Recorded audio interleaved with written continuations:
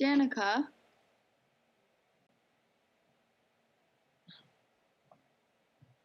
Oh, Yeah. okay, I see. So only I think 9 people can be in the Oh group. yeah. Oh, that's yeah. I just didn't know if your mic or your video was off. Oh yeah, I muted my mic. Oh, okay. Cool. Alrighty.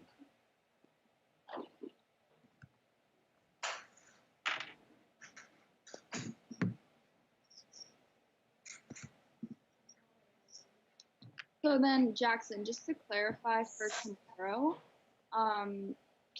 members are going to be joining the Teams call, right?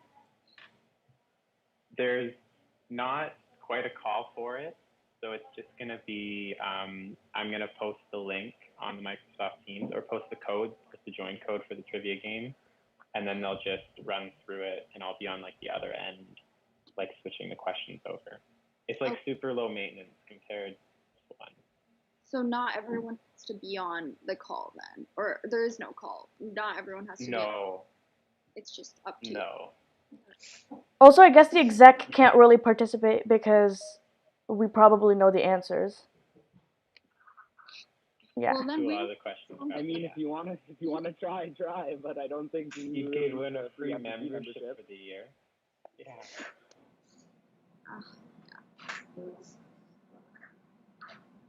No, we all want that free membership. Yeah, that whole $5 off. So,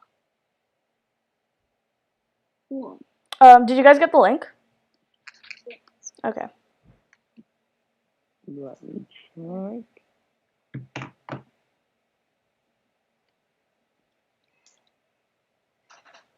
Looks good. Okay.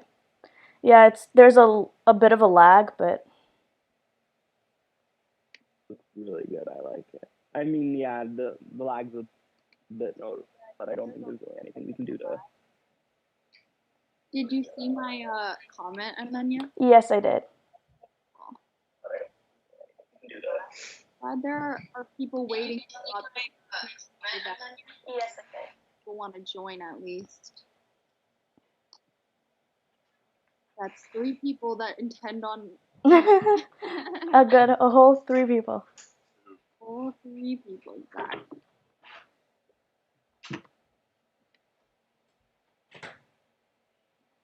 Okay. Honestly, you can probably post the live stream link. Like, I know it starts at 2:30, but if people want to start.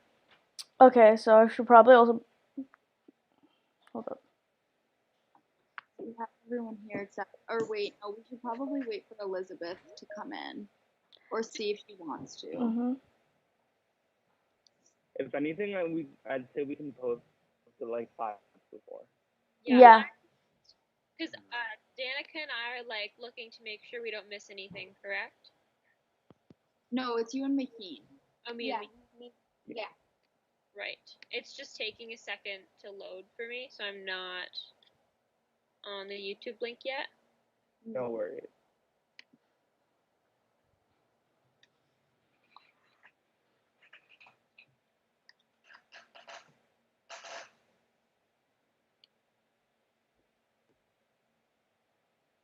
No worries.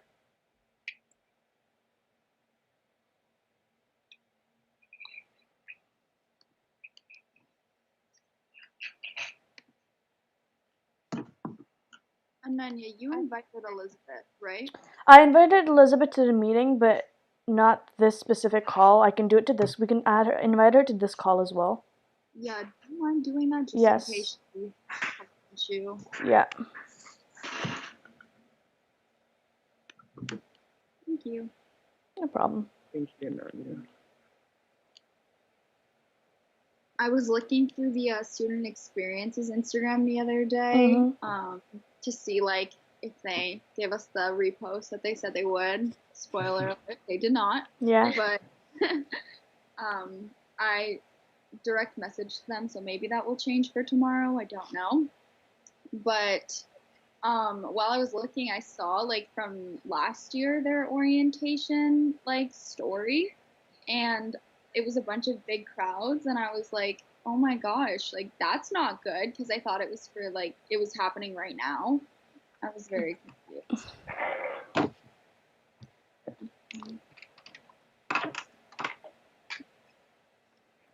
Yeah, so if Elizabeth joins, then she can be in the call. I'll be right back. Okay.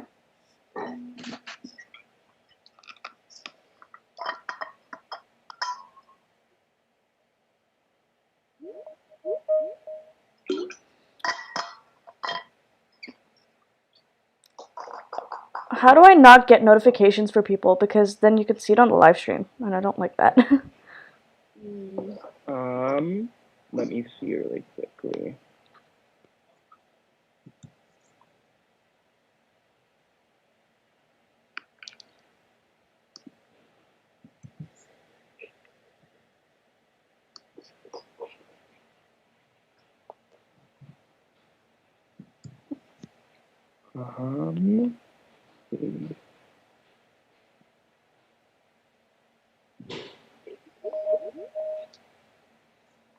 I don't think there's a way for it to not show up on the screen. Oh well. Sadly not. Yeah, but if that happens, I feel like it'll go away in a couple seconds. So Yeah.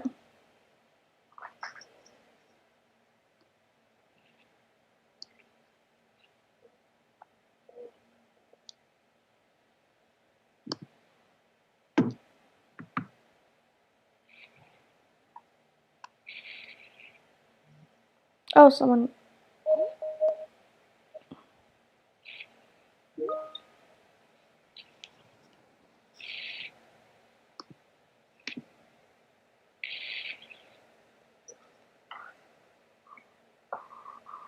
Nanya, you can probably post the Yeah. live link now, and then Yeah. when Yeah.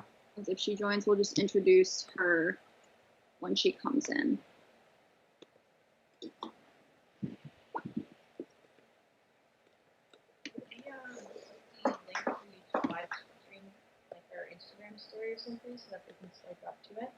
That'd be really nice. Oh yeah, if Spencer can do that, yeah. So you can repeat that. You just cut out. If you could post the link to the YouTube live on like our Instagram story so that they can swipe up to get to it. For sure. Yeah. Yeah, that's a good idea. Okay, I'm posting it on the general, so people should start joining now. Yeah. Is there a way to tell on the live stream if people have joined your live stream? Yeah, well, you can check in the number of people should start to increase. Oh.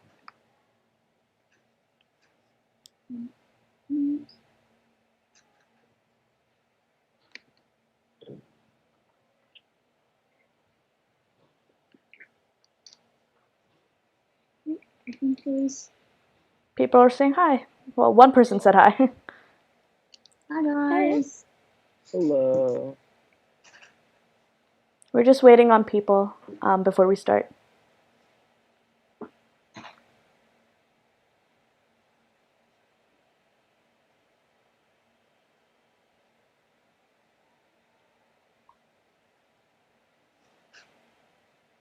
Hi everyone. Hello, everyone.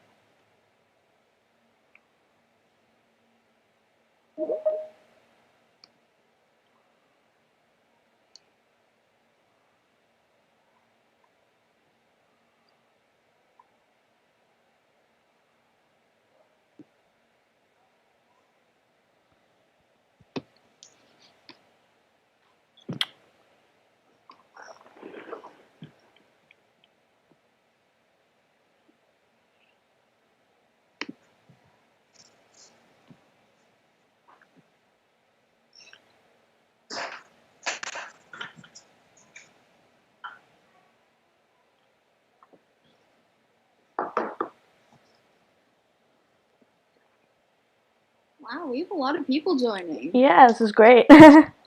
Awesome. Guys, so glad to have everyone. Hello, everyone. Okay, so it's officially 2:30, so I think we can get started with the event. Yeah. Sure thing. Hello, everyone, and thank you for coming to the Future Vets Club's first event of the year, or not the year, the semester, the Q&A. I'm Noam, and I'm one of the co-presidents of the Future Vet Club, and today I'm joined by the rest of my executive team, where we're going to answer your questions, any questions relating to our club, what we offer, and such. Tula, do you want to take it away?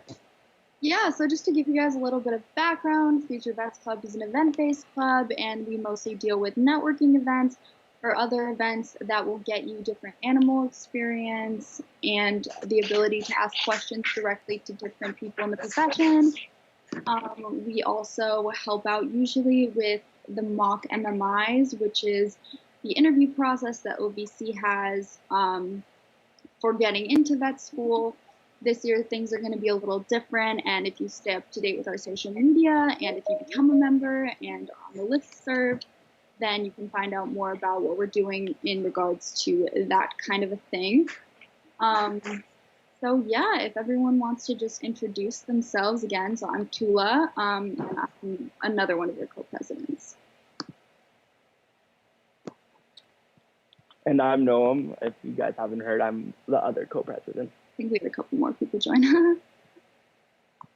Alrighty. And then Jody, do you want to? Sure. My name is Jody, and I am the secretary, so I take all of our meeting minutes. I guess I'll go then. I'm Ananya. I'm one of your events coordinators, so I am involved with like planning and helping out execute your events. And then Jackson can go, I guess. And my name's Jackson. I am, along with Ananya, the other events coordinator, so doing all the same kind of things. And then Kyla. Hi everyone, I'm Kyla, and I'm the communications officer this year. And so I send out the listserv and I answer any questions that you send to our email, which is fbc@uoguelph.ca if you guys want to write that down. And then I guess Spencer. Hey guys, my name is Spencer, and I'm the website and marketing officer. So I'm in charge of all of our socials and the website. And then Janice and Maheen. I'm Janice. I'm the senior treasurer, so I'm responsible for most of the budgets alongside Maheen and writing checks and making sure we have enough budget for all of our fun events that we have planned for this year. I'm Maheen, so I'm the junior treasurer. I work a lot with Janice, kind of just helping her out with the same things, getting our budgets and everything ready. That way we can run events throughout the year that everyone can enjoy. And then Danica and Alex. Hi everyone, I'm Tanika. I'm the senior editor of the Omnis Animalis, which is our blog. And basically I just network with people to write our blog posts, and I post them. I'm Alex, and I'm the junior editor of our blog, The Omnis Animalis, and I kind of help put out and edit the posts, which are mostly by veterinarians and vet students and that type of stuff.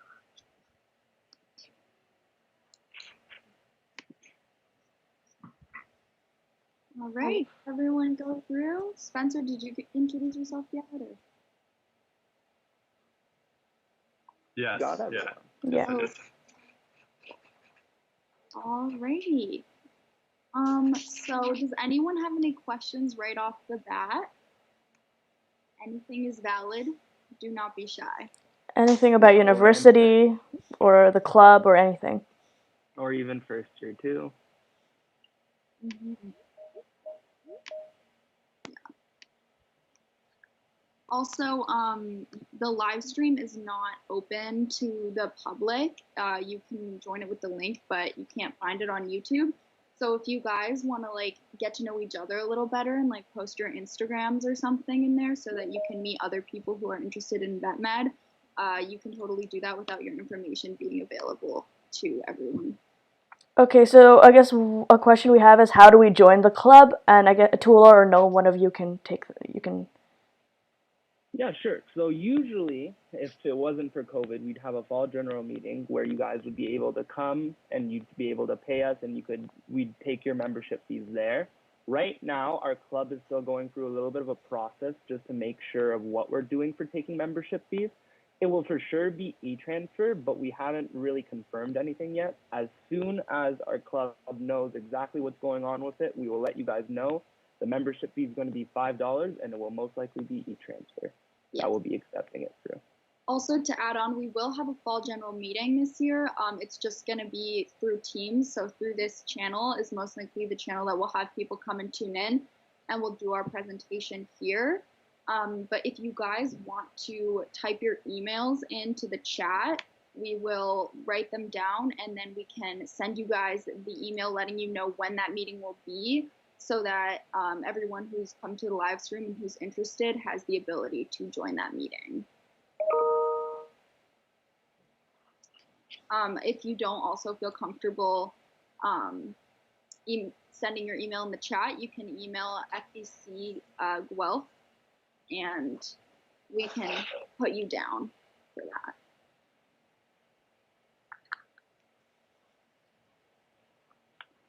Okay, great. So people are sending their emails in. So we'll compile a big general email and send you more details later on. Mm-hmm. Exactly. I'm so glad everyone's so enthusiastic about coming. It's really fun. It's going to be a little different, unfortunately, but we're going to try to make it as helpful and entertaining as possible. Yeah, okay, so someone asked how much the fee is for the year, for a normal year. Jody, if you want to.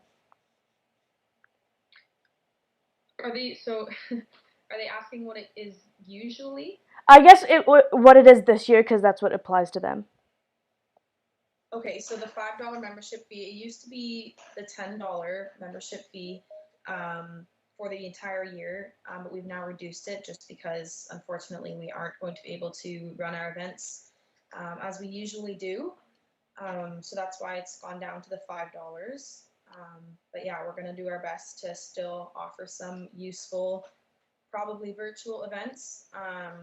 But yeah, that's why it's been reduced to half price for this year. Yeah. Also, just to let you guys know, for this semester, it is definitive that all events will be virtual.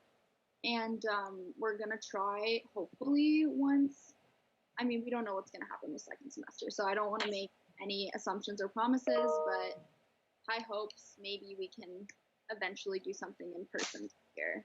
Yeah, but also make sure you guys keep up to date with University of Guelph's like coronavirus update. They will like tell us like definitive information about whether we're coming back in person or what type of events will be held in the winter semester. Someone asked what are some examples of events you guys do, so I guess I'll answer that. So usually what we do is we're a very events-based club, so we have, in our fall semester, we usually have a trip to the zoo where some of our members can go behind the scenes.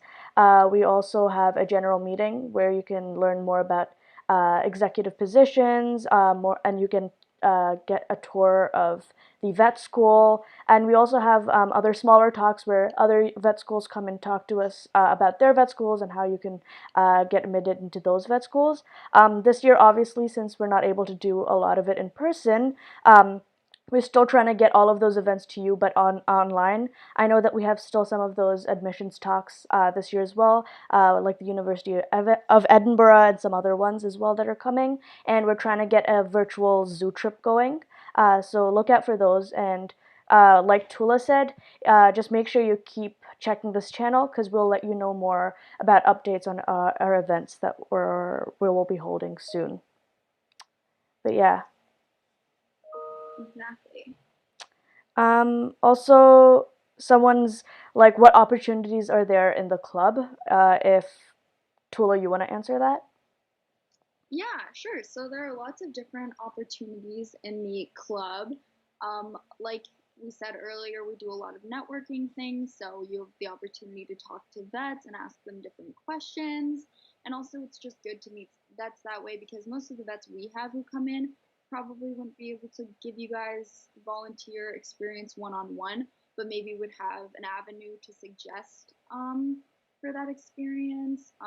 We offer the mock MMI interviews, which are very helpful during normal application processes. We just try to simulate exactly like how an interview would usually go through OVC for vet school, but obviously it wouldn't be exactly the same, but we try to get that as close as possible.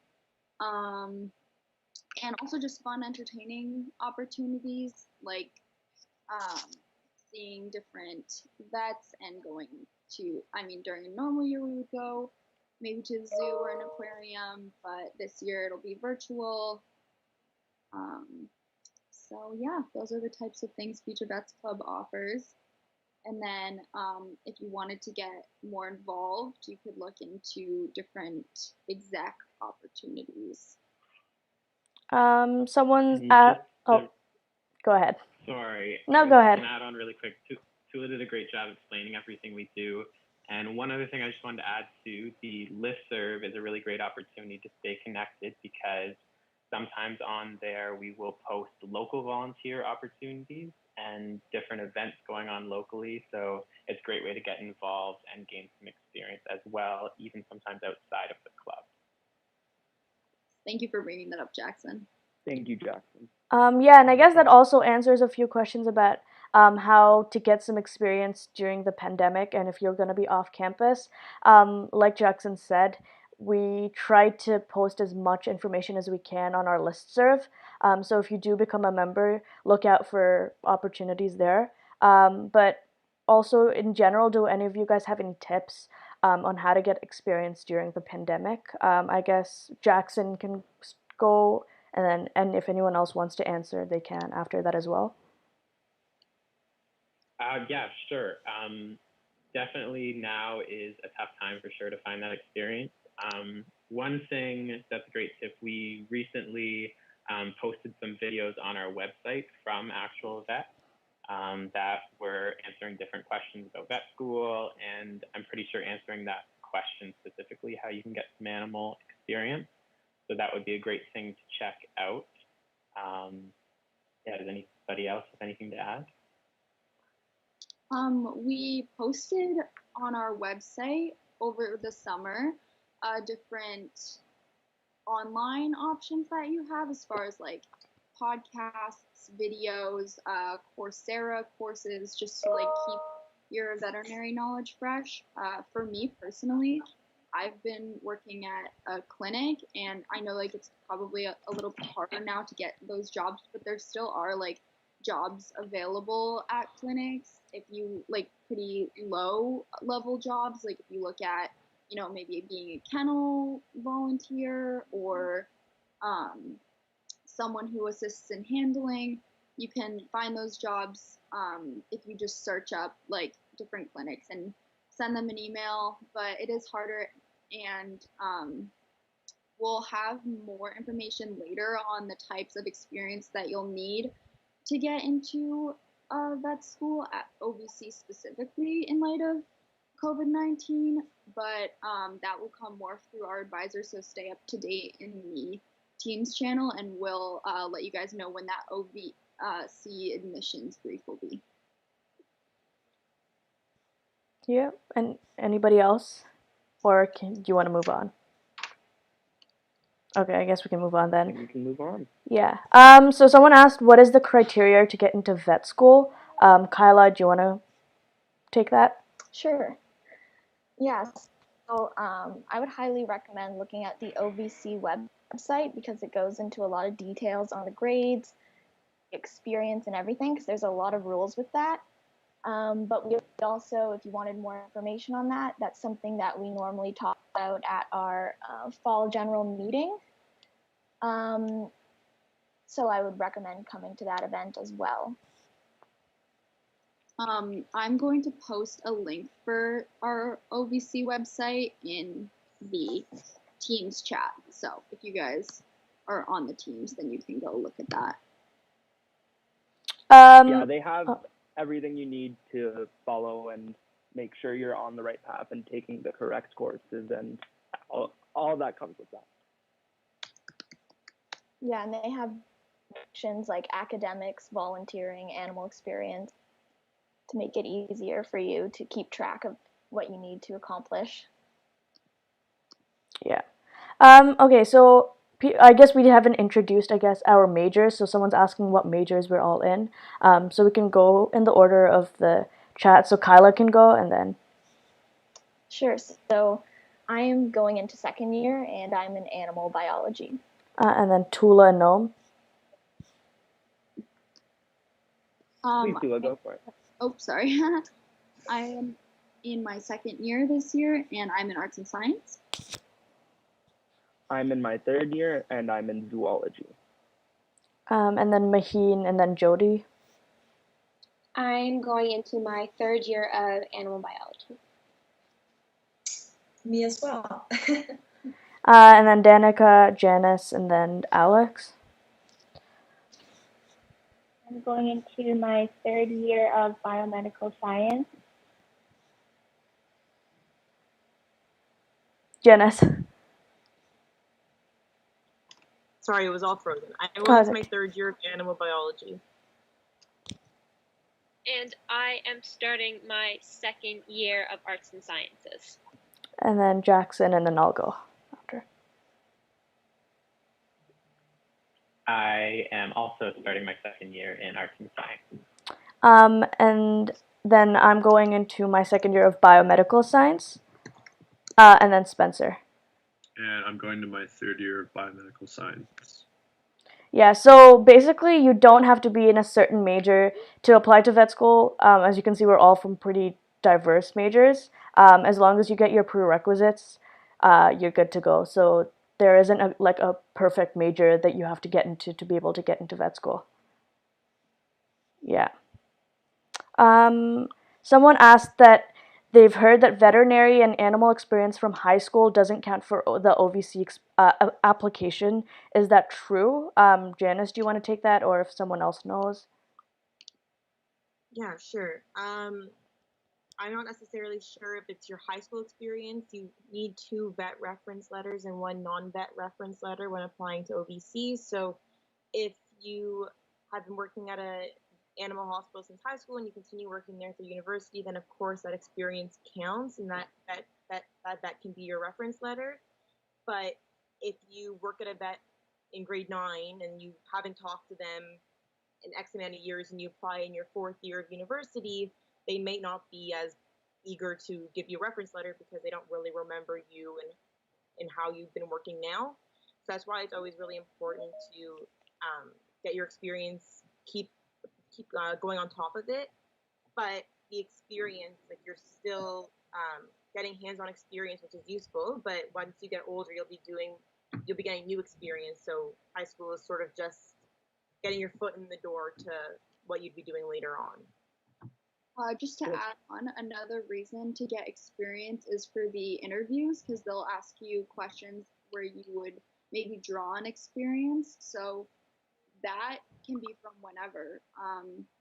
So if you have high school experience, that I'm sure would be very useful for the interview if you have like some in-depth experience. But obviously, like Janice said, just keep it up with experience and make sure you're trying to consistently be involved in getting different hands-on opportunities with animals. To add in a bit on that as well, try to obviously keep the relationship between you and your vet afloat. If you do go into high school and you go into vet then and you haven't come in X amount of years, like Ananya said, or sorry, like Janice said, the vet would probably not be too likely to give you that reference. So yeah, it's just important to stay in contact with your vet and try to build up a good relationship with them as well. Yeah, and a lot of you guys are asking about hours.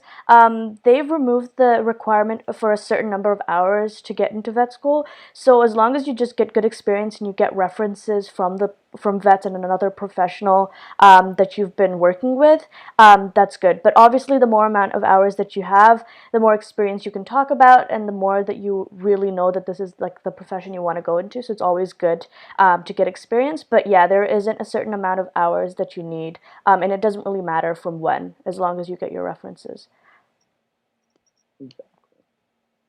So someone's asked if the FVC is made up of just undergraduates alone, or do we have members of OVC or grad students in it as well? Spencer, do you want to take that? Sure. We're primarily, we just currently are made up of undergraduate students. I'm not sure in the future how we'd incorporate graduate students, but we like most of the executive members do know a lot of the current DVM students, so we do have a lot of info from them and connections. But no, we're primarily just undergraduate students. Yeah. Someone asked how big is the club currently? Danica, do you want to take that or?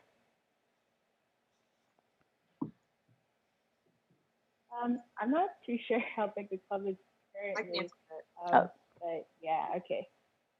We're the largest undergraduate CSA club, which is the Central Student Association. So last year, I think we had about 300 members of undergraduate, just general members that came to our events.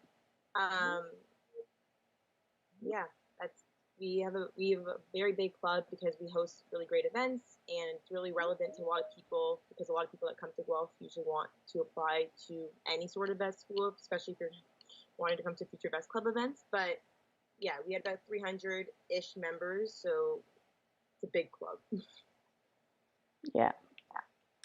Okay, so I guess this is for animal bio students. Someone asked if you like animal biology and what you found difficult or what you enjoyed, things like that. So people in animal bio, anyone can answer. Okay, I guess I'll start. So, like I said, I'm going into my third year of Ann Bio, so I have 2 years behind me.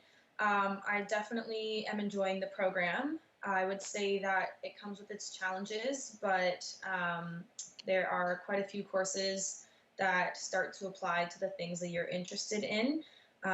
So in first year, I found kind of the general sciences like your chemistry and your physics. I specifically had a bit found those more challenging, just because those raw sciences weren't really where my main interests lie. But I mean, you just got to find your study strategies and find out what works best for you, and you'll definitely make it through those. But the awesome thing about first year is there are still courses that do apply to you. So there's a great intro to welfare course that is very applicable, and it talks about a lot of great things that you'll use in your future as well. So that's something to look forward to. And then as you move into your second year, you get more options for electives and things like that. So you can completely customize it to what you want. And you get to maybe find some other things that you're interested in as well. So it kind of gets better as you go, in my own opinion, depending on where your interests lie. But yeah, I would say I'm currently really enjoying it. And the people are great. The professors are awesome. And it's definitely a great way to find your connections for the future. Can I add on to that? Please do. Everyone also is different, so some people like different things. You might be going in being like, hey, I'm going to be in animal biology, and then you might find something else that interests you more. There's zoology, there's arts and sciences, there's many different electives where you can get you can learn about animals, which is great. You don't only have to be in animal biology to learn about animals, but it also depends on how you study and how much work you put into your courses, because the courses aren't easy, but if you put the effort into it and you study, then they're more enjoyable to you, you'll like them more. So it's all about your interests and how you work and how you learn best. I thought I could just add on to what Janice and Jody both said. With the first year, like raw science courses, I also personally did find them a little bit more challenging. But I think if you put the work and effort into those, the courses going forward that may interest you more will be a lot easier, because you'll get the sort of base knowledge from the beginning, and then when you start wanting to maybe specialize in cows or horses or swine, things are a lot simpler because you have that sort of background on you. So even though it is pretty challenging, while you do it, you kind of know it's going to be worth it in the end. Okay, if anyone else has anything to add. If not, someone asked if first year marks matter. Alex, do you want to take that? And then.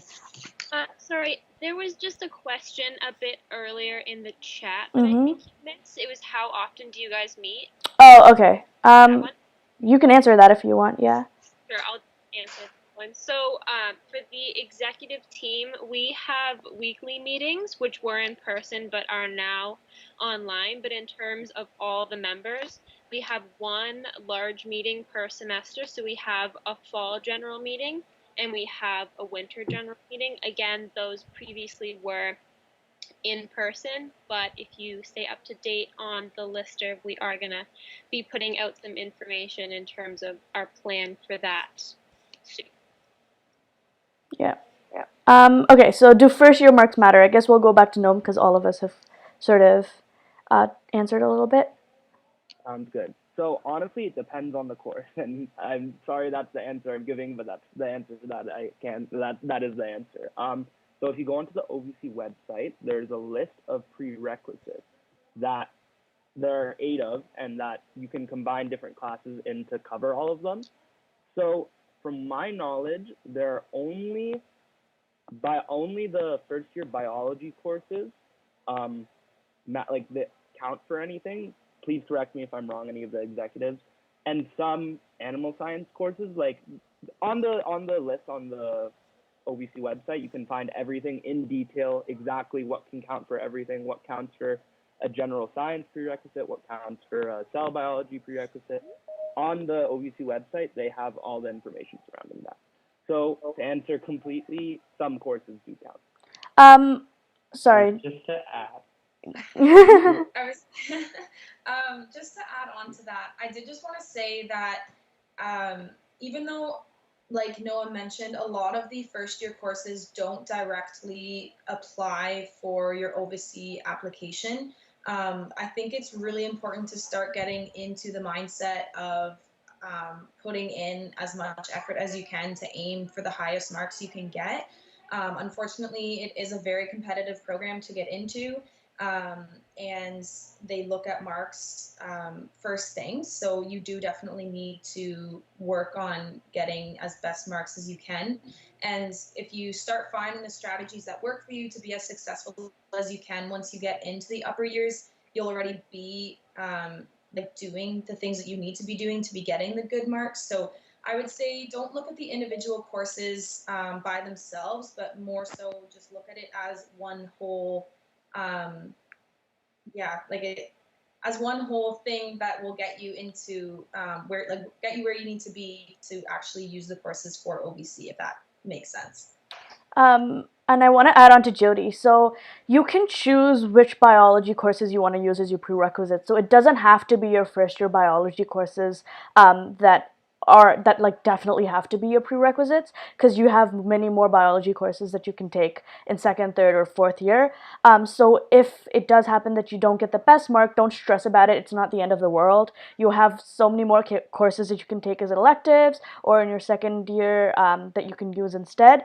So like Jody said, yes, try your best and make sure that you get into the mindset of studying hard and studying well.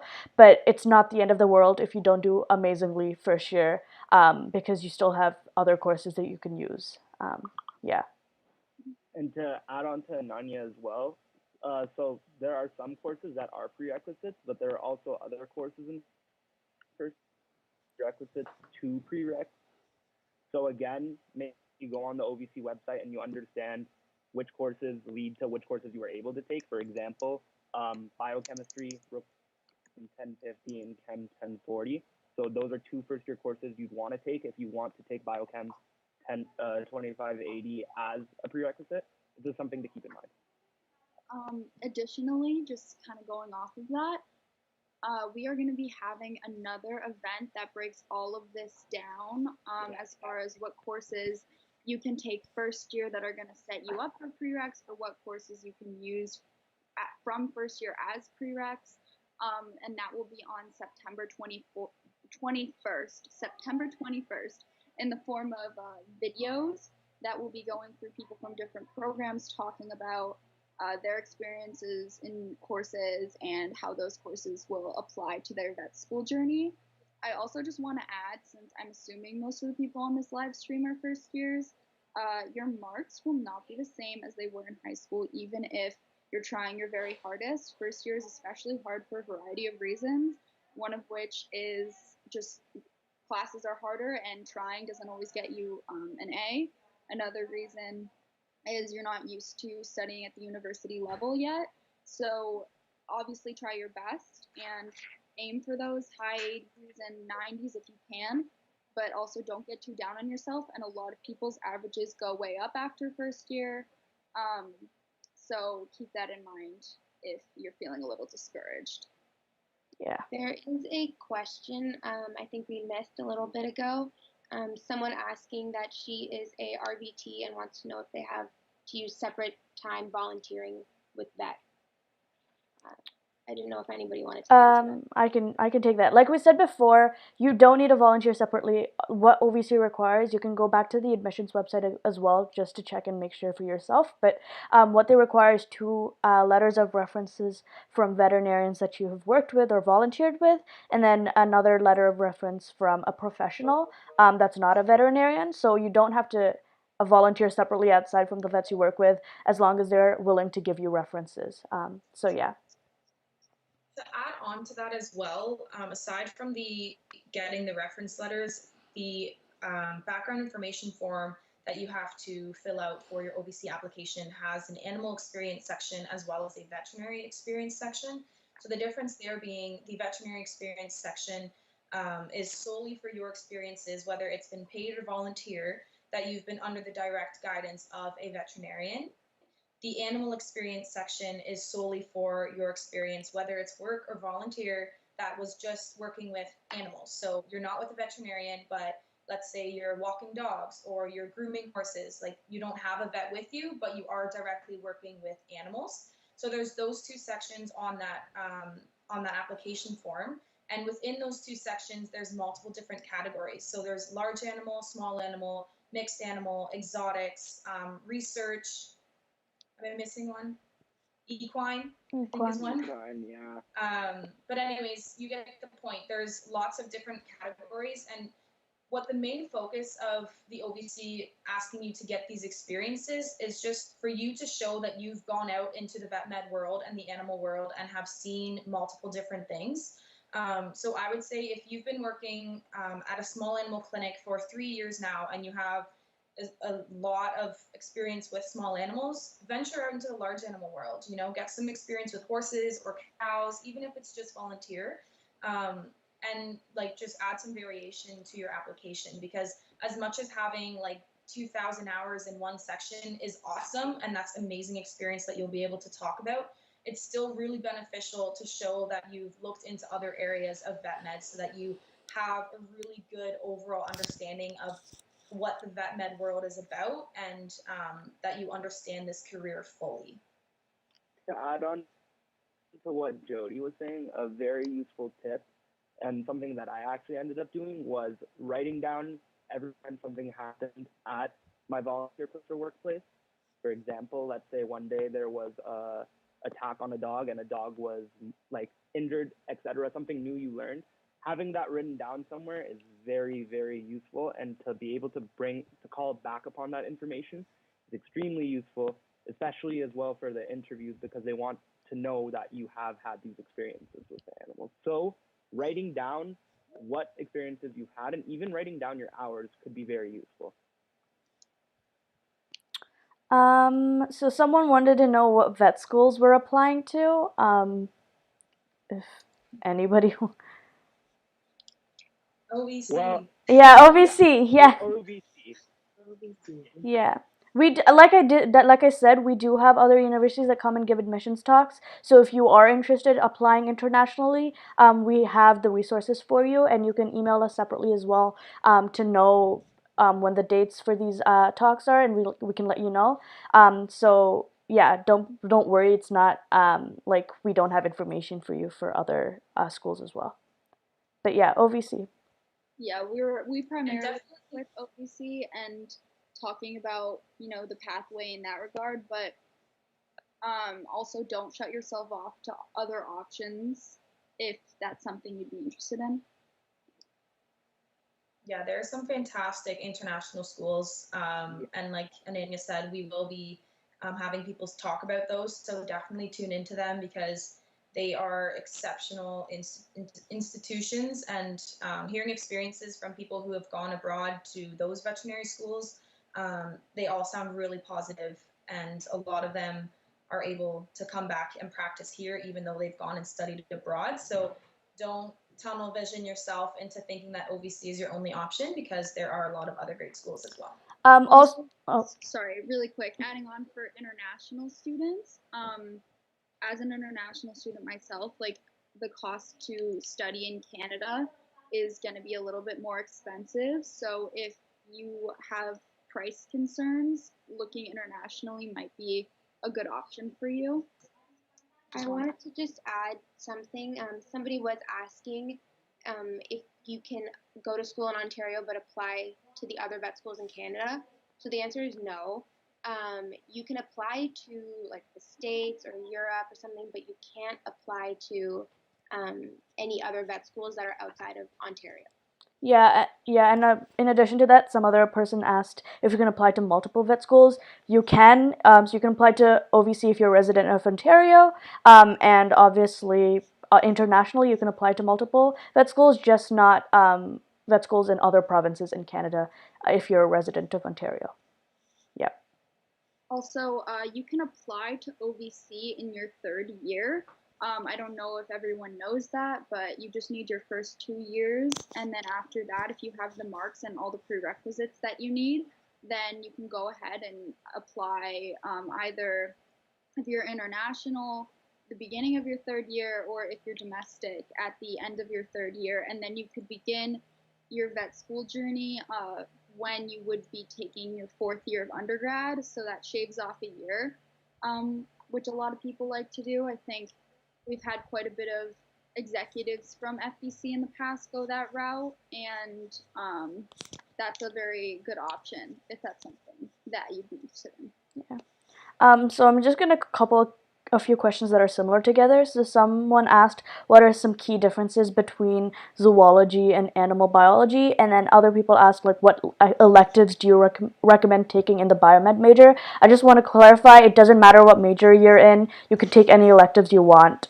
They're free for all, so it has nothing to do with your major. So I guess the main question is, what are the differences between animal biology and zoology?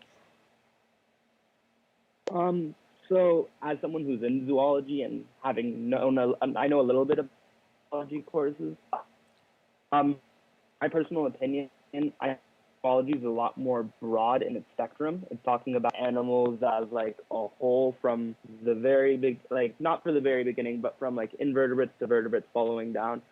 And please correct me if I'm wrong, anyone, but animal bio is more focused on farm animals and more focused on anatomy as well, I believe, if I'm not incorrect. Yeah, I would say that's fair. Right. Okay. Going back to the elective thing, I think it's really important to just choose what interests you. I know a lot of people try to find the easiest elective or like whatever the easiest elective is. I don't know what that is, but I would just really strongly recommend to look at all your options and look into what they're going to talk about and what you're going to be learning, and see if that truly does interest you. Because I think Tula mentioned it earlier, but if you are really interested in something, it doesn't matter how hard that content is, you're going to enjoy studying it and taking the time to actually learn it, which means that you're going to do much better in it, versus a class that you actually find really boring, although it may be an easy class in someone's opinion. So try not to let other people's judgment of a specific elective or course sway you into taking it just because they've told you it's easy, or it's easy to get that 95 or something, because if it's not something that you're truly interested in and feel that you would want to study, it's going to make it harder. So I would say, yeah, just look into all your options for your electives and really go with the one that you think you'll enjoy. To add on to what Jody's saying, the University of Guelph offers a lot of electives. So please look through, read them, figure out what you're interested in, and go for whatever you think interests you the most. Yeah. Going off of that, just sort of relating to what Jody said, I had an experience with that last year, as last year was my first year, where everyone was telling me oh, take a univ, it's so easy, and I would just like to first say there's no such thing as an easy course in university. Everything is hard. So please don't have that mindset about any courses. You'll be disappointed. But I took this univ, and I wasn't that interested in it. I only took it because I thought it would be easy, and I ended up not doing very well. It was probably one of my worst marks of the year. And then anthropology, which a lot of people will say is a little bit more difficult as far as humanities go, is another course that I took that I was really interested in. They discussed a lot of cool information, in my opinion, and I enjoyed studying, and I ended up doing really well in that course. So I think I totally agree with everything that Jody said. It's very much subjective how well you do. Yeah, and also a few people are talking about how do you know what electives fall under OVC's requirements. So we can post a link to it. It's on OVC's page, but they have a document of all the electives that they accept that you can use as prerequisites. So after this live stream, if you go on the Teams channel, we'll post a link to that document so you can see what electives are accepted by OVC. I'll just do that now, actually. Okay, so, yeah. It can be there for people. Yeah. Also, we have a few questions about would you be able to post online volunteer opportunities, or how do I find online volunteer opportunities? I think we touched upon this a little bit, but Jackson, do you want to take that? Or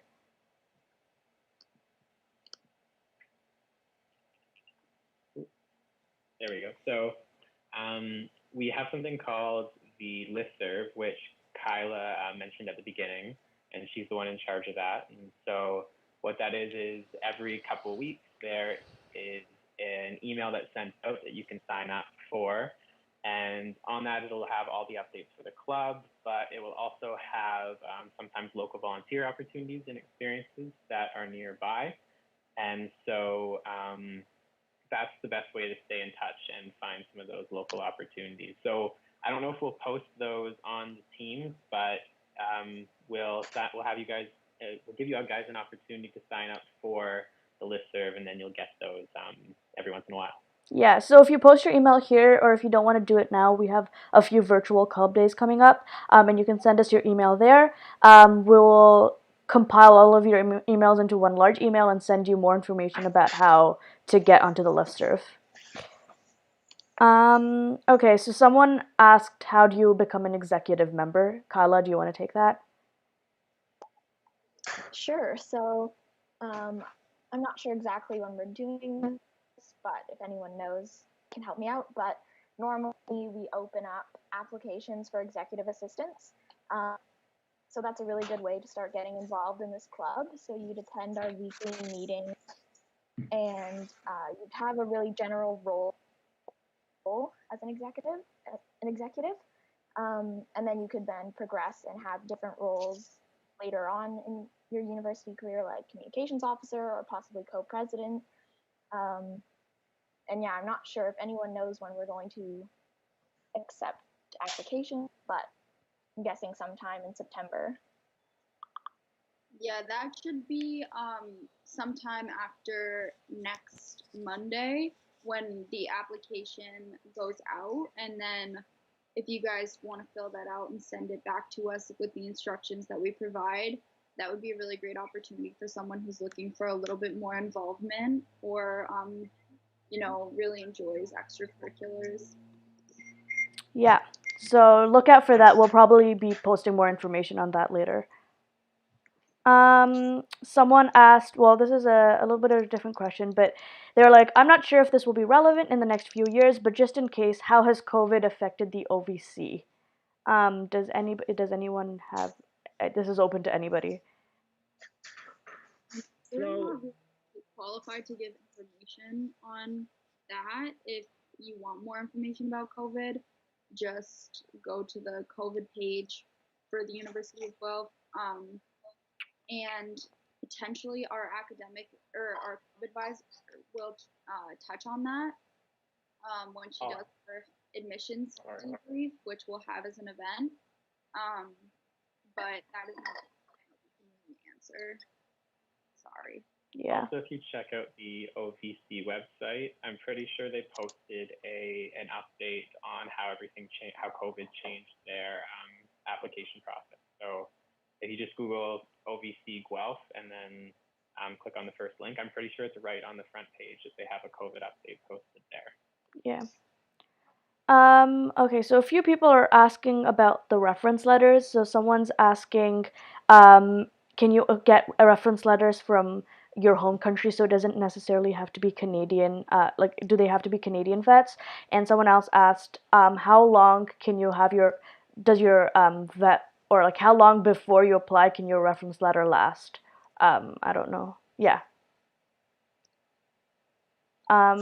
So I don't know, Janice or Jody, either one of you can answer that. You can take it away, Janice, if you want to give that a go. Or I honestly think the correct answer for that. I think that I don't want to say I think, because I don't want to give any false information. So you can take it. So the reference letter part, how that works is when you are either in your third year or fourth year, or whenever you choose to apply to the OVC, it kind of goes in a stepwise process, and one of the towards the last steps of the whole application process is when you're going to submit the contact information of your references. From there, the OVC is going to contact those references and send out a confidential reference form, I guess, that your referee will then send back to the OVC. And basically, you'll just be able to see that on your web advisor application that your referee has submitted their reference letter, and that's all you're going to see.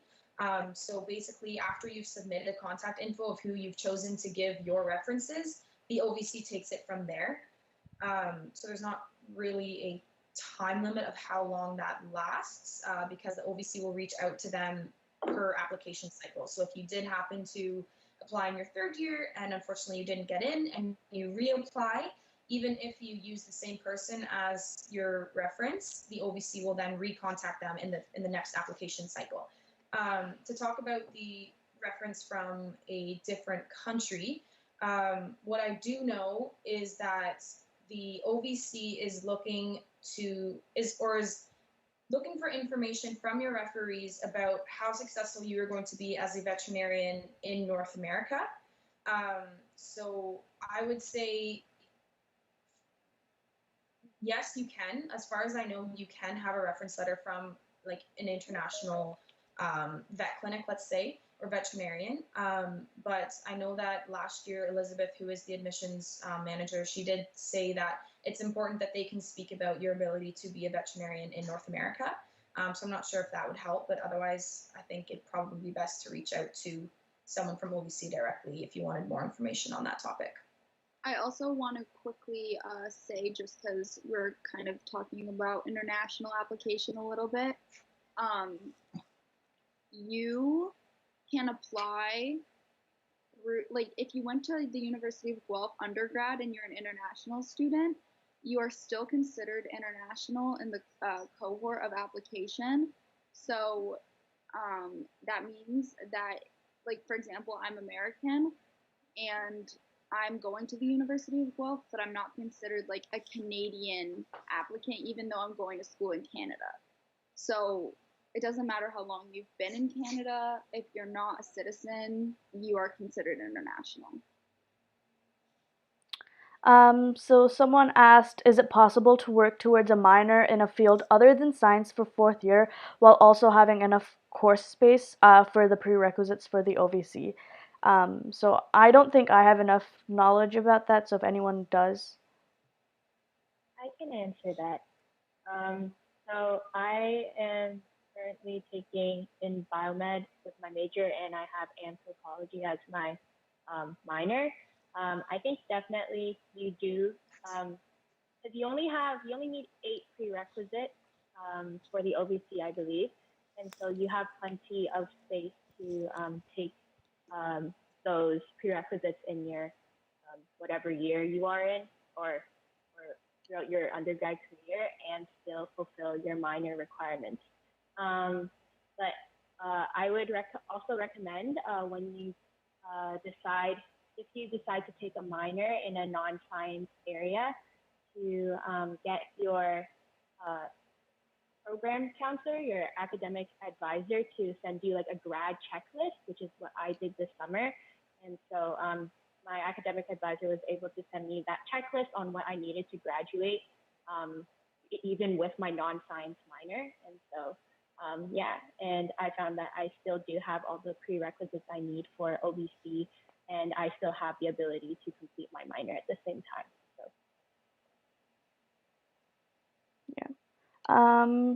So someone else, does joining the equestrian team count as animal experience? Wow, that was hard for me to say. Does anybody know? It does. Okay. It's animal experience. So you're not under the direct supervision of a veterinarian, but you are working directly with animals. So that would be one that you can put in the animal section of your BIF form. Okay. If you want to be a vet for all animals, like small animals, horses, exotics, etc., is it the same DVM program, or do you have to sign up for them differently? Does anybody know that? Spencer, do you want to take that, or anybody else? Can you repeat that question one more time? So if you want to be a vet for all animals, small animals, horses, exotics, etc., is it the same DVM program, or do you have to sign up for them differently? So as far as I know, I'm not too sure, but you get your DVM and you pursue a specialty.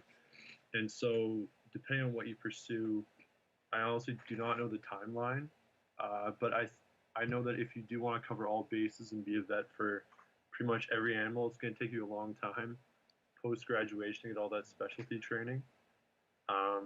Definitely look on the OVC website and see what specialties they have to offer, because I can give you a pretty good idea of how long specialty training will take in Canada. That's all I know, pretty much. Yeah, so if you do want to specialize, you're all applying to the same OVC program. Specializations come after the 4 years that you do, that everyone does.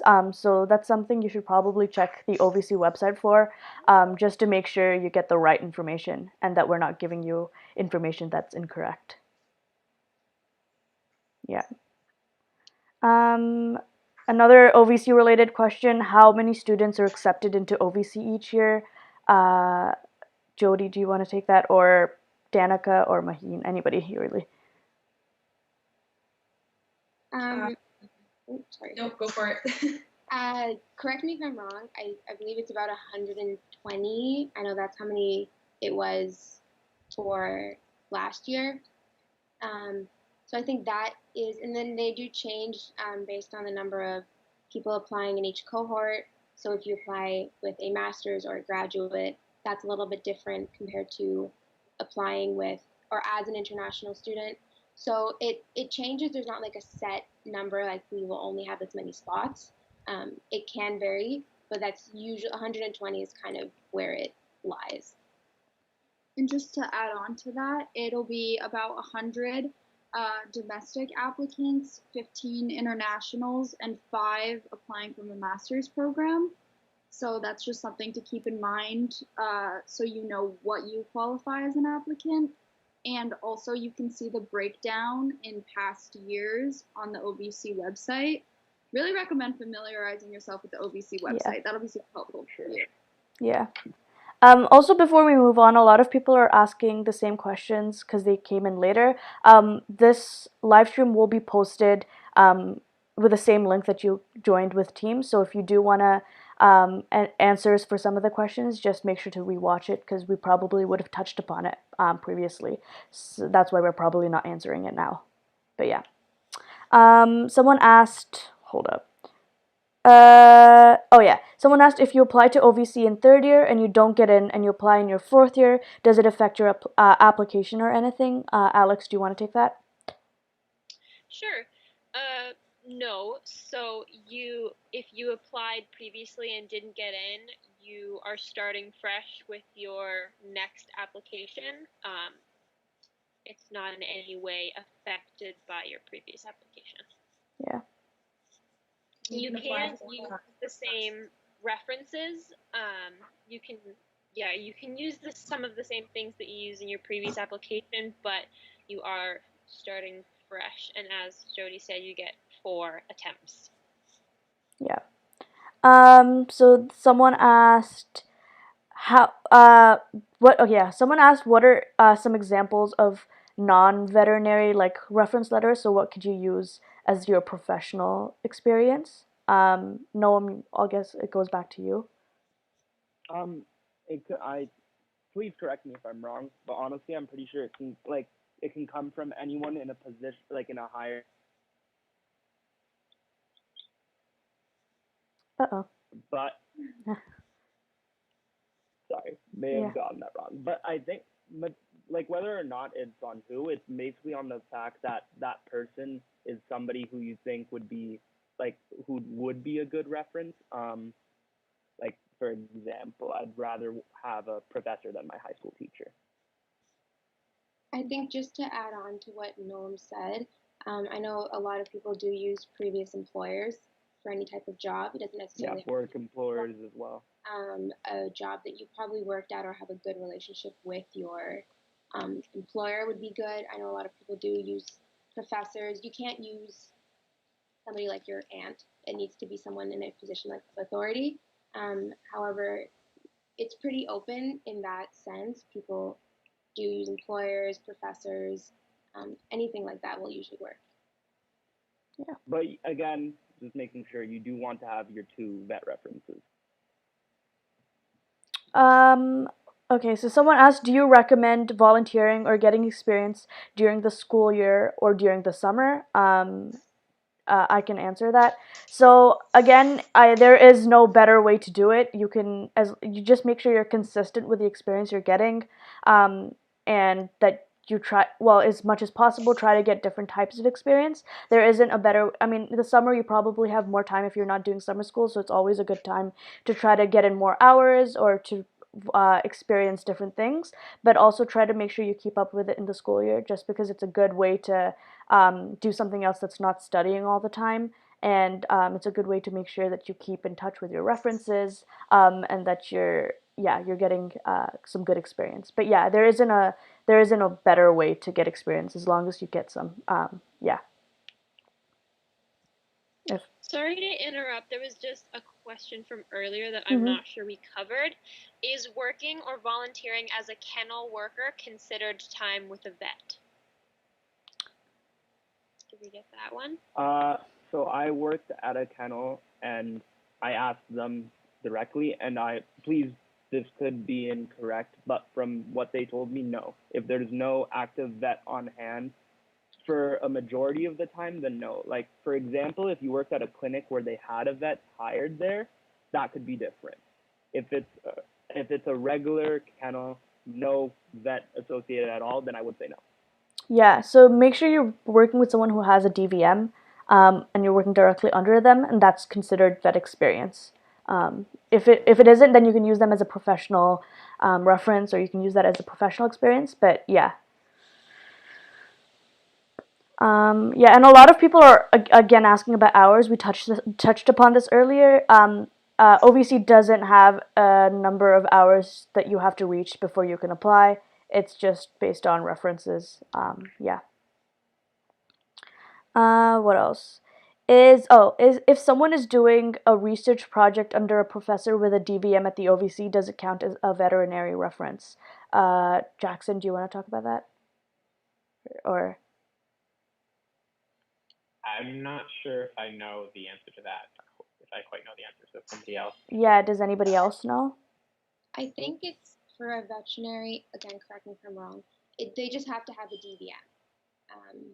I don't know 100% how it would work if it's with a research project or not, but in order for it to be considered by a veterinarian, they would have to have the doctor of veterinary medicine. Yeah. Again, check the OVC. I feel like we've said this a lot, but go back to the OVC website.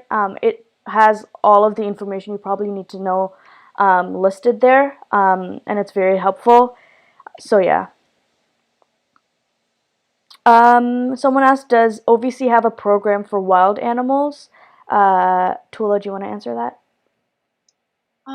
So OVC, you go in and it's the same program for everyone who gets accepted, I believe. And then when you would start, sort of like what Spencer was saying earlier, when you would start to study like specifically what you are the most interested in and would like to make a career out of, would be mostly after vet school when you would start specializing. So if you want to do exotics, I'm sure when you're in vet school, you can, talk more with the professors who come in and share about that, or maybe just try to get more undergrad experience in working with exotic animals so that when going into vet school, you have a more comprehensive knowledge of that field specifically. But there's no like difference in program for just your DVM at the OVC that you would have more that you would be able to apply to like specifically working with one type of animal, if that makes sense. Yeah. I thought I would add to that. I think I like to think of it sort of as you go in, it's kind of like going back into first year, like Bachelor of Science. It's very general, and then as you go up, you specialize more in what you are interested in. That's a good way to think about it. Someone asked, what are you guys planning to specialize in?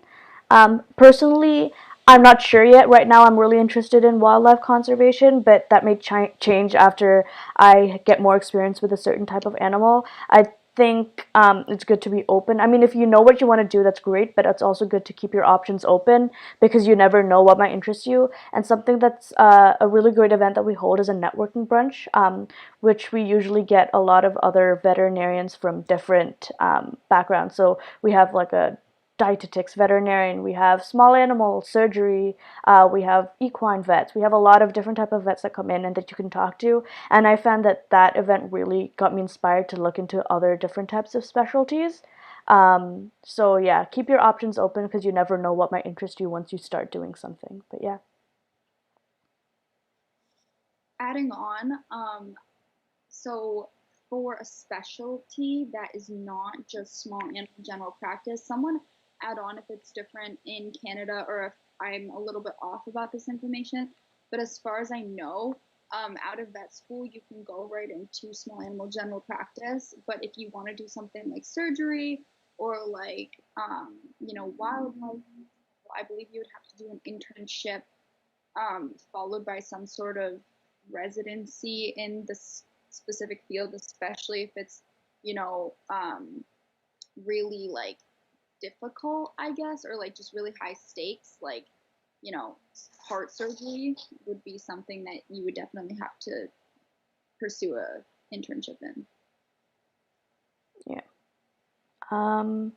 Someone asked, as an international student, can I apply to all vet colleges in Canada? Yes. Okay. That's good to know. And then someone asked, do you need a Bachelor of Science do you need to be in a Bachelor of Science program in order to apply to vet school? Kyla, do you want to take that? Sure. So, like we were kind of saying before, it really doesn't matter what your program is in undergrad. A lot of us are in different programs, and it's just as long as you get all the prerequisites for vet school, which are again on the website OVC. Yeah. I think we've gotten through all the questions. Correct me if I'm wrong, Maheen or Alex. Yeah, I think we covered. Oh. There's a few more that just got. Yeah. Oh yeah, there's some. So can you work with livestock after finishing the DVM program, or do you need to specialize? I'm not sure if anybody knows that. They can take it. I can take that. So you can absolutely, coming from the DVM program, work with livestock. So you would be, if you wanted to be a large animal practitioner, you would just be a general practitioner specializing in food animal. And by specializing, I just mean that that's the clinic that you've chosen to practice at. So you've chosen to work at a clinic that only works with maybe only dairy cows, or maybe only beef cows, or a mix of beef, dairy, and horses, that type of thing. So yeah, once you come out of your 4 years of vet school, you can absolutely just find a clinic and go to work as a general practitioner. But they were mentioning beforehand is if you wanted to become board certified in a specific specialty, such as cardiology or surgery or internal med, then you would have to pursue your internship and a residency and write your boards as well. Yeah, sorry if it was confusing before. I think I did actually say general small animal. I misspoke. I meant to just say like general practice. So I apologize if that was confusing to anybody. Yeah. So someone asked, do I need to finish undergrad to apply to OVC, or do I just need to complete my prereqs? Janice, do you want to take that? Yeah. You don't need to complete your undergrad to apply to OVC. You have to complete at least 2 years of university, and then you have to complete the 8 prerequisites because OVC looks at your last 2 full-time semesters. And adding on to that, OVC is very specific about when you take your prerequisites, so make sure to check that. But I'm pretty sure you need to take all of your prerequisites in full-time course loads. You can't take them during summer. So just make sure that you check up on all the details on the OVC website before you take any prereqs during the summer, things like that, just because you don't want to be in a situation where you can't use them because you weren't taking it in a full semester. But yeah. How competitive are the marks to get into OVC?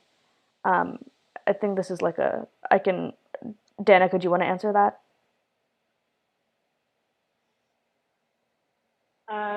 The marks are very competitive. From what I know, usually if you look, the OVC has an admission statistics document that they let out each year to show you like what the grades were for, or what the averages and the median were for the people who got into OVC. I believe the average has been like 90s and up the past couple of years. There might be like some like 88 to like 89, but it's usually the averages to get in is usually 90 and up. And I'm pretty sure that the way they look at so there's 2 stages in the OVC application process. The first one is to get into the interview, and that's when they look at your marks. And so I believe they select 200 people just based on their marks, and then those 200 people can go and take the interview. So yeah, marks are very competitive and very important to get into the OVC. Yeah. But to apply to OVC, you only need a 75 average, I think. Correct me if I'm wrong, to be able to apply. Also, yeah, like Danica said, I think the application process the past couple of years, it's been 65% of like the application process. 65% of it is based on grades, and then 35% is your interview and your experience and everything else. So they list you based on your grades first before anything else. But that being said, don't always stress about grades all the time. I feel like that's a little bit unhealthy. You always have more opportunities to make up for an elective or for a class. So yeah, I mean it is important, but yeah, it's not like the end of the world if you don't do amazingly in this one subject or one course. But yeah. Also, adding on to that, so it's your grades that are your prerequisites, which you can get anywhere from first year to when you're applying. But in addition to your prerequisites, it's also weighted with the last two full-time semesters before you apply. So if you're applying in your third year as a domestic student, that could be your first semester, third year, or that would be, if you're taking a full course load, that would be your first semester of third year and your second semester of second year. So just keep that in mind too, that even though your first year grades don't like matter in that way, prerequisites always matter, and your last two full-time semesters always matter as well. Yeah. Someone asked, how does tracking experience work? Spencer, do you want to take that? Sure. Excuse me. Sure. Normally, you keep a log. If your workplace doesn't have, let's say if you're volunteering and you're not on the payroll, so you really have no accurate way of tracking, just keep a log of it on Excel or something after every shift and verify that with who'd be verifying the activity for when you apply and when it's stated on the BIF. And if you're employed, you'll have a way of verifying your hours through looking at your pay. But always be on it and be diligent with your hours, because you want to make sure you get every single one clocked in. And you gotta be honest too, so you can't really lie, because it will be checked and verified. But yeah, just keep a log of it always. Yeah, and to add on to what Spencer said, again, if you see something very, very interesting that day at work or while you're volunteering, or something you've never seen before, it's also really smart to write that down too, just so you have it to call back on. Yeah. Yeah, and also what Spencer said about making up experience. Don't do that. Don't try to say that you have experience with large animals if you don't, because interviewers usually know when they ask you certain questions and you don't really know how to answer it. And that looks really bad on your application if you do make things up, so don't do that. Because even though they're not checking hours now, don't try to say you have hours for something that you don't. And they do require a validator for everything you put down on your application. Mm-hmm. And they do contact them. So that is not a risk Yeah. that you should be taking. Yeah. Definitely not. So I don't know, maybe I don't know if people are coming in late, but a lot of people keep asking about, obviously the more hours of experience you get, the better, but how many hours are you aiming for? Does anybody want to? It's quality over quantity. That's all they're going to tell you. The OVC has no minimum, so forget the number and just go out there and get the best type of experience you can get. And again, if I could give any piece of advice, it would be to get as much variety that you can get. Explore the different avenues. There's tons of different opportunities within VetMed, so just try and find as many different things that you can to get on your application. And like I said, it's only quality over quantity, so that's all we can tell you. Yeah. Another question, how many more years does it take to specialize after you get your DVM? I don't know. I think it depends on what you want to specialize in. It definitely depends. It fully depends. Yeah, so that's something you should, again, email admissions at OVC or someone at OVC to ask for. But yeah, I don't think any of us can give a specific number. Yeah. Also, just keeping in mind, during our networking brunch, we'll have a ton of vets that you can ask questions like that about different, specialties, because will have people coming from all sorts of specialties. So if you don't get a straight answer from OVC admissions, that is another place you can ask later in the year. I think that's all the questions there are for now. A lot of someone's like thanking us for putting this together, but I mean, it's not a problem at all. I mean, we're really happy to help. Everyone's here and can make use of it. Yeah. Oh, there's another question that just came up. Can the 2 vet references be from the same place, or do you recommend working or volunteering at multiple places? Do you want to answer that, Maheen, or Alex can answer? Correct me if I'm wrong, it just has to be 2 vets. I'm not 100% sure if it matters if they are from this. I don't think it does. Yeah. You can't use like one person for 2 references. You would have to have 2 different vets. If they work at the same clinic, that is fine as long as they have both completed their DVM. Yeah. Just to add on to that, I think, yeah, it's totally fine to have the 2 references be from the same place. The only thing that I would recommend doing in terms of variety is just the experience that you get. I would recommend trying to get as much variety as possible, but in terms of the references, it's totally fine for them to be from the same place. Yeah, and also adding on to that a little bit, you don't need to only go get experience just to get a reference. You can still, because there is a form in the BIF that talks about different experience, and it always looks like good that you have more experience. So it doesn't always have to be just because you want to get a reference from there. So even though you are volunteering at a place that has 2 vets that can provide you a reference, if you do want to volunteer at a different vet clinic for different type of experience, you still can do that.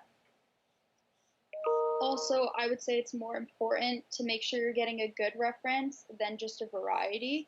So, for example, if you've been working at a small animal clinic for like 2 years and you really have a good relationship with the vet you volunteer or work under, I'd say that's better to have multiple people who know you better than just, one small animal and one large that say you maybe only worked with that large animal vet for like a day. Someone asking how they can access the listserv, Jackson or Kyla. Kyla, I guess, because you're in charge of the listserv. Yeah, sure. So once you apply to become a member, you automatically get added to the listserv. And yeah, as we said before, we'll be taking all of the email addresses that you guys sent, and we'll send you more information on how you can become a member. And then once you're a member, you'll automatically get the listservs. Yep. Yeah, as you mentioned, just in case anyone missed this, if you want to be added to the listserv, then you can just type your email into the chat in case you missed that earlier. Yeah. Someone asked if you redo a course because your mark does not reach the requirement of OVC, after you retake and apply for OVC, will they still know your previous mark? I don't think they would know your previous mark, but you can't submit any courses that you retake it. Yeah, that's what I thought. It has to. You can't submit a retaking course. So if you, for example, did Biochem 2580 and didn't do as well as you'd hope, and then you take Biochem 2580 again, you can't use that mark. You would have to take the next Biochem up or another course that is applicable for your biochemistry prerequisite. But you can't reuse a course. You can't do that. Yeah. But I also believe you can drop courses up until the final exam. So if you know that you're probably not going to do very well and it could tank your average, that might be an option you'd want to consider. You would just want to be careful though, because if you have any other prerequisite courses, they would need to be taken within the 2.5. So if you don't have the 2.5 credits, I would just be careful with dropping anything in case if you want to use another course that you will do well in. Yeah. I think that's all the questions for now, which is also good because we're coming close to 4 o'clock. And if Alex or Danica, you want to talk a little bit about Omnis for a bit?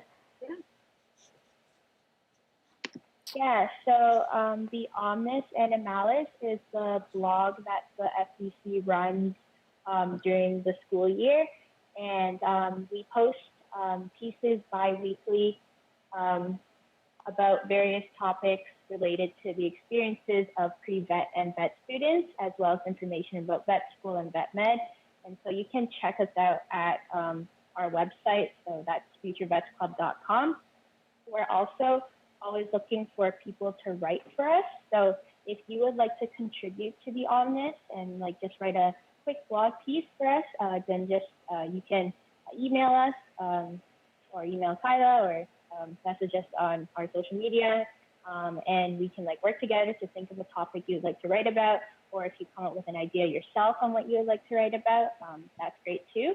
And it can be anything like from your experience working with animals or with vets in a specific setting, to like an article about animal health. But yeah, so you can look forward to the blog this year because we have lots of great content lined up for the year, and hope you check it out when our pieces come out. Yeah, I think you pretty much covered everything in terms of what the blog does. I will just add, if there's anything that you're interested in or that you want to see posted on the blog that we haven't done previously, feel free to email us or Kyla and let us know what you would like to see. And do you want to just tell them where you can find the blog? I'm sorry if you've... Yeah, so you can find the blog at www.futurevetsclub.com. It's under the Omnis Animalis tab, I believe. And there's already, our blog has been up for a year already, so there's already content there that you can look at and you can read. And there's a lot of like cool pieces about vets talking about their experiences and how they got and like advice for pre-vet students like us. So yeah, you can check that out. Also to add, when we post new content, that will be linked in the listserv. So if you don't want to miss anything, you don't have to keep checking. When we do post new content, that will be outlined and linked in the listserv email. Yeah. Yeah, and it'll be advertised on our social media as well. Yep. And Tula and Noam, do you want to talk about the virtual club days or?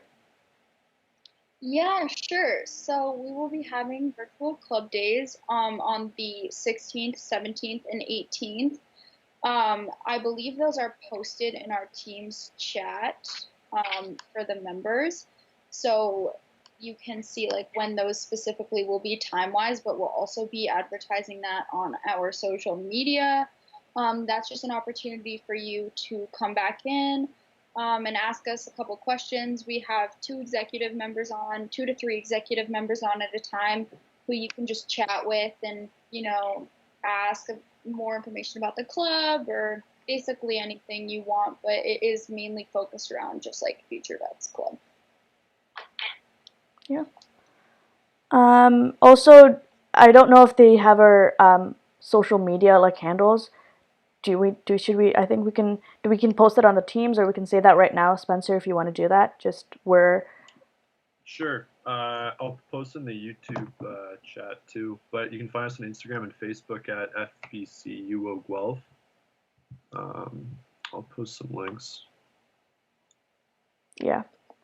Yeah, and just to add, if you guys think of questions later that you wish you had time to ask today, you can feel free to email us at fbc@uoguelph.ca, and we can answer any other questions that you think of.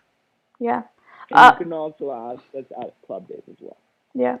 And we're also holding another orientation week event tomorrow, but Jackson can talk more about that, I think. Yeah, sure. So tomorrow we have our second week event, and it is trivia with the Future Vets Club. So it'll be a mix of OVC-related trivia. So given that you all came today and learned so much about OVC, you are all going to do so great on that section tomorrow. And there's also like some general animal trivia. There's some trivia about the University of Guelph in general. Some really cool questions. So that is going to be tomorrow at 2:00 p.m. And it's going to be held on CrowdPer, which I will send a link to that in the live stream chat. But what's going to happen is tomorrow at 2:00, if you go on to the Microsoft Teams that you found the link for today's live stream, I'm going to post a join code to CrowdPer, and then you can just go to the CrowdPer website, which is the one I'm going to post in the group chat or in the YouTube live stream, and enter that join code, and you'll be entered right into the game. We're going to have 2 games, and each game, the winner will be awarded a free FEC membership for the year. So like I said, you can go to the CrowdPer website directly, or there's actually also a CrowdPer app that you can download. So either way, but yeah, it's going to be a lot of fun. And if you're around tomorrow at 2 o'clock, please come out. I'll post that link now. So you can just go to that website and input the join code that we post on Microsoft Teams, and then you'll be entered into the game. Yeah. But yeah, I think that's it. Thank you guys for all coming out. That was really great. And yeah, just follow us on all of our social media, because that's probably where you'll be able to see all of the things that are coming up. And also this Teams channel will keep you updated on here as well. But yeah. Do you guys have anything else to say? Thank you. Yeah. Thanks, everyone, for coming. You all have a nice day. Thank you, guys. Thanks, everybody.